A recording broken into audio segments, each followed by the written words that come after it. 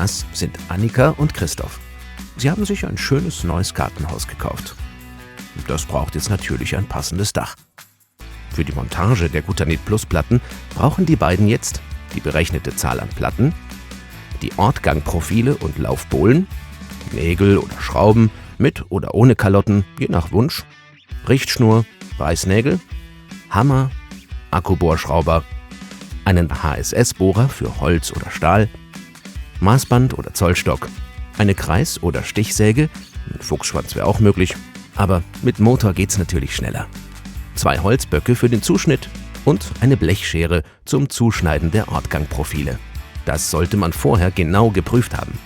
Denn ihr wisst ja, nichts ist nerviger, als wenn mittendrin etwas Wichtiges fehlt. Christoph hat die Lattung schon auf der Vollschalung angebracht. Die Latten sind ordentlich verschraubt.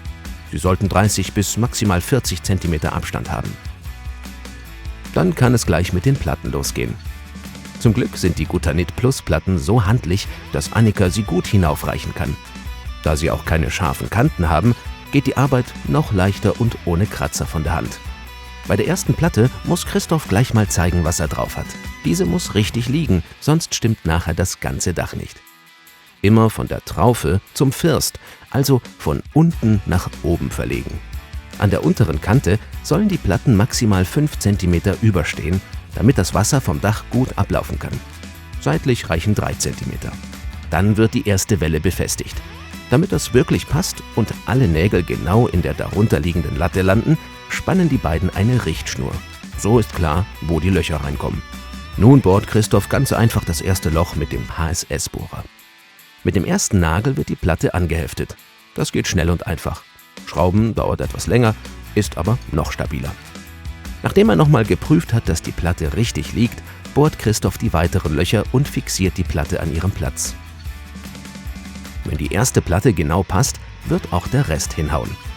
Nun bohrt er die weiteren Befestigungslöcher vor. Am First und an der Traufe, also an der oberen und unteren Kante, wird jede Welle festgenagelt.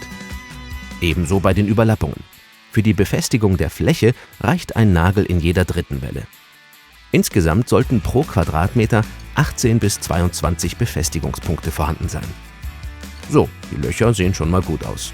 Jetzt aber Vorsicht! Beim Nageln müsst ihr wieder aufpassen.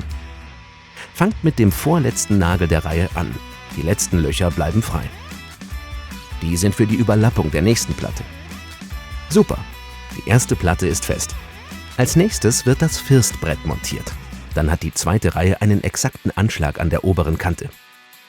Jetzt wieder genau messen, Christoph, damit die Überlappung der zweiten Platte passt.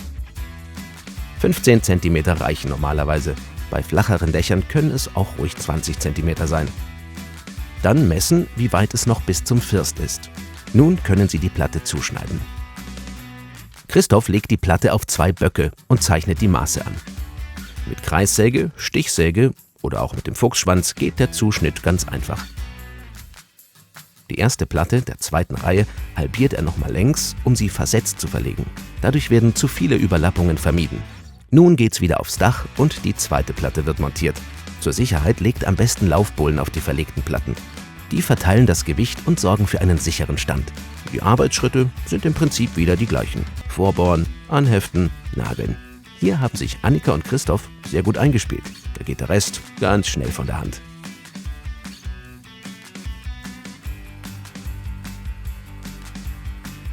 Danach werden an den beiden Seiten die Ortgangprofile angebracht. Hier müssen Annika und Christoph mit der Blechschere ran.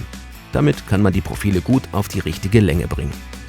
Jetzt nur noch aufstecken und verschrauben. Zuletzt werden noch die Ortgangbretter angebracht. Mensch, Annika und Christoph, das habt ihr ja richtig gut hinbekommen.